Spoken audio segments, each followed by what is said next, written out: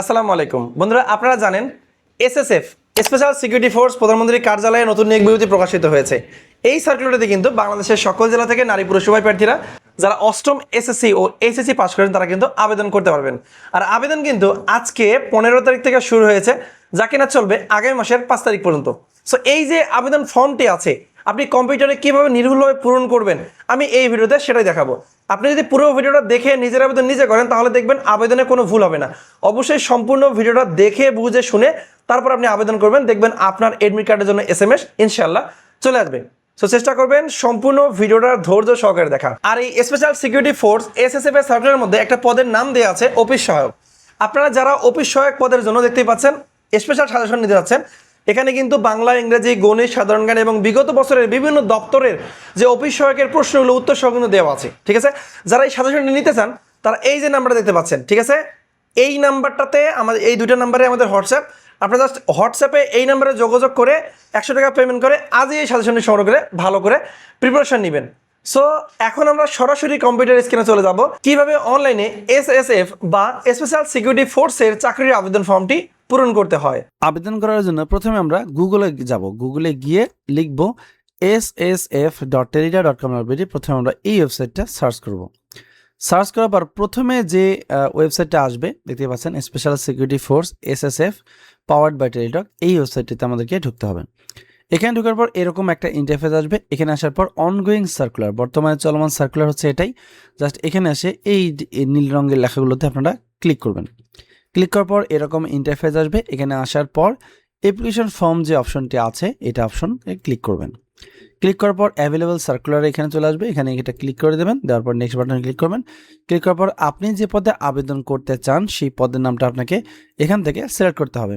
So আমি যেহেতু আপনাদেরকে অফিস সাপোর্ট স্টাফ মানে অফিস সহায়ক পদে আবেদন করে দেখাবো, জাস্ট অফিস সাপোর্ট স্টাফে ক্লিক দিয়ে নেক্সট বাটনে ক্লিক করব। ক্লিক করার পর এরকম ইন্টারফেস আসবে। এখানে ক্লিক করার পর নো বাটনে ক্লিক করে নেক্সট বাটনে ক্লিক করব। ক্লিক করার পর আমাদেরকে ফর্মটি দিয়ে দেওয়া হবে।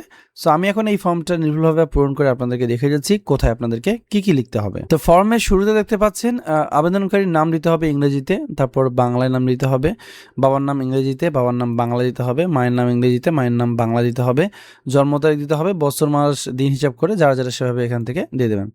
এরপর ন্যাশনালিটি বাংলাদেশি দিয়ে দেওয়া থাকবে।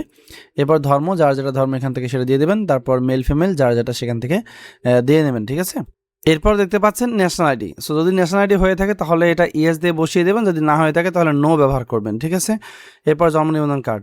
জন্ম নিবন্ধন কার্ড যদি আপনি ন্যাশনাল আইডি দেন তাহলে জন্ম নিবন্ধন কার্ড দেওয়ার দরকার নেই। যদি জন্ম নিবন্ধন কার্ড থাকে কিংবা ন্যাশনাল আইডি কার্ড না থাকে সেক্ষেত্রে আপনি জন্ম নিবন্ধন কার্ড দিয়ে কিন্তু আবেদন করতে পারবেন। সো ইয়েস দিয়ে এখানে বসিয়ে দেবেন। আমি দুটোই দিচ্ছি কারণ এই প্রার্থীর দুটোই আছে। এবার পাসপোর্ট আইডি নো করে দিয়েছি। ম্যারিড স্ট্যাটাস ম্যারিড হলে ম্যারিড দেবেন, সিঙ্গেল হলে সিঙ্গেল দেবেন। তারপর মোবাইল নাম্বারটা দিবেন। এটা কিন্তু অবশ্যই যিনি আবেদনকারী মানে ক্যান্ডিডেট যিনি তার নাম্বারটা দিতে হবে। উপরে যে নাম্বারটা দিবেন নিচে ঠিক অনুরূপ সেই নাম্বারটা ব্যবহার করবেন। এরপর ইমেল অ্যাড্রেস দিতে পারেন, না দেবেন, তবে দেওয়াটা ভালো। কোটার অপশন থেকে আপনি যদি কোনো কোটা থাকে তাহলে আপনি এটা ব্যবহার করবেন, না থাকলে নট অ্যাপ্লিকেবল দিবেন। ডিপার্টমেন্টাল স্ট্যাটাস এটা আপনারা সচরাচর নট অ্যাপ্লিকেবলে দিবেন। যদি কোথাও জব করেন সরকারি তাহলে সেই অপশনে ব্যবহার করতে পারেন, না থাকলে দেওয়ার দরকার নেই, নট অ্যাপ্লিকেবল ব্যবহার করবেন। এরপর আসি প্রেজেন্ট অ্যাড্রেস এবং পার্মানেন্ট অ্যাড্রেস। প্রেজেন্ট অ্যাড্রেসে এসে কেয়ার অফের জায়গায় বাবার নাম দিবেন, যদি বাবা জীবিত না থাকে তাহলে মায়ের নাম দিবেন। আর যদি মাও জীবিত না থাকে তাহলে সেক্ষেত্রে আপনার লিগাল যিনি গার্ডিয়ান তার নামটা এখানে দিয়ে দেবেন। এরপর আপনার গ্রামের নাম, জেলা, উপজেলা, থানা, যাই হোক এখানে পোস্ট অফিসের নাম, পোস্টকোড সব উল্লেখ করবেন। প্রেজেন্ট এবং পার্মানেন্ট অ্যাড্রেস সেম থাকলে অবশ্যই এই টিকমার্ক ক্লিক করলে হয়ে যাবে। আর যদি ভিন্ন হয় তাহলে এখানে টিকমার্কের দরকার নেই, এখানে আপনারা সুন্দর করে বসিয়ে দেবেন। ঠিক আছে, এরপর এসএসসি তথ্য। সো এসএসসি আমরা দিয়েছি, যারা স্কুল থেকে পাস করেছেন এসএসসি দিবেন, মাদ্রাসা থেকে হলে দাখিল দিবেন এবং উন্মুক্ত বিশ্ববিদ্যালয় থেকে হলে আপনার এসএসসি ইকুইভ্যালেন্ট ব্যবহার করবেন। ঠিক আছে, এবার রোল নাম্বার, এখানে কোন ডিপার্টমেন্ট থেকে পাস করেছেন, সায়েন্স, কমার্স, আর্টস সেটা উল্লেখ করবেন। বোর্ডের নামটা উল্লেখ করবেন। তারপর জিপিএ 5 মধ্যে আপনি কত পেয়েছেন সেটা এখানে উল্লেখ করবেন। পাশের বছর উল্লেখ করবেন। যেহেতু এই শিক্ষার্থী বা যারা আবেদনকারী উনি কিন্তু এইচএসসি পাস, তাই আমি এখানে এইচএসসি তথ্যটা দিয়ে দিয়েছি। আপনারা যদি একটা দিয়ে আবেদন করেন সেক্ষেত্রে আবেদন করা যাবে। এরপর নিচে দেখবেন একটা অপশন আছে আর ইউ ফিজিক্যালি ফিট, আপনি কি শারীরিকভাবে ফিট, এটা অবশ্যই আপনাকে ইয়েস দিতে হবে। ঠিক আছে, এরপর এই দেখেন এন্টার দ্য ভেরিফিকেশন কোড, এই কোড নাম্বারটা এখানে বসিয়ে দিতে হবে। আমি বসিয়ে দিচ্ছি। তো এই কোড নাম্বারটা বসিয়ে দেওয়ার পর আমরা এই টিক মার্ক ক্লিক দেবো। ঠিক আছে, এই টিক মার্কটাতে ক্লিক দিয়ে সাবমিট বাটনে ক্লিক করে দেবো। সাবমিট বাটনে ক্লিক করার সাথে সাথে কিন্তু আমাদেরকে শো করবে, আবেদনটি প্রিভিউ হবে এবং এতক্ষণ ধরে যে তথ্যগুলো আমরা পূরণ করেছি সেগুলো কিন্তু এক নজরে শো করবে। সো এখানে যদি সকল তথ্য ঠিক থাকে তাহলে কিন্তু আপনার সাবমিট দিলেই হয়ে যাবে। ছবি এবং স্বাক্ষর। আর যদি ঠিক না থাকে তাহলে নিচে দেখবেন একটা অপশন আছে, এই দেখেন নিড চেঞ্জ। যদি কোনো পরিবর্তন করার প্রয়োজন হয় তাহলে click here two edit the application, এই অপশনটিতে ক্লিক করে আপনি এটা এডিট করতে পারবেন। আর যদি আপনি এখানে সাবমিট করে ফেলেন তাহলে কিন্তু আর এডিট করা যাবে না। সো ভালোভাবে দেখে বুঝে শুনে সাবমিট করবেন। এরপর ছবির স্বাক্ষর, ছবি হচ্ছে 300x300 পিক্সেল, আমি কিন্তু সাইজ করে নিয়েছি, এবং স্বাক্ষর হচ্ছে 380 পিক্সেল। এই সাইজের ছবির স্বাক্ষর আপনার হাতে থেকে মোবাইল ফোন দিয়ে কীভাবে তৈরি করবেন সেটা নিয়ে কিন্তু আমার ভিডিও আছে, জাস্ট মোবাইল ফোন দিয়ে তৈরি করতে পারবেন। ভিডিও ডেসক্রিপশন চেক করে দেখবেন, লিঙ্কটা দেওয়া থাকবে। তো এখানে আপলোড ফটো, আমরা এই ব্রাউজারে ক্লিক করে প্রথমে ছবিটা আপলোড দিয়েছি, দেন আপলোড সিগনেচারে ক্লিক করে আমরা সিগনেচারটা আপলোড দিয়েছি।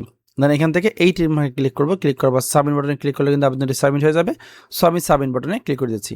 সাবমিট বাটনে ক্লিক করার সাথে সাথে কিন্তু আবেদনটি সাবমিট হয়ে যাবে, এবং সাথে সাথে আমাদেরকে অ্যাপ্লিকেন্ট কপি দেওয়া হবে, এবং এখানে একটা ইউজার আইডি, এই দেখেন এখানে একটা ইউজার আইডি দেওয়া আছে, এই ইউজার আইডি ব্যবহার করে আমাদেরকে টাকা জমা দিতে হবে, পরীক্ষার ফির টাকা, ঠিক আছে।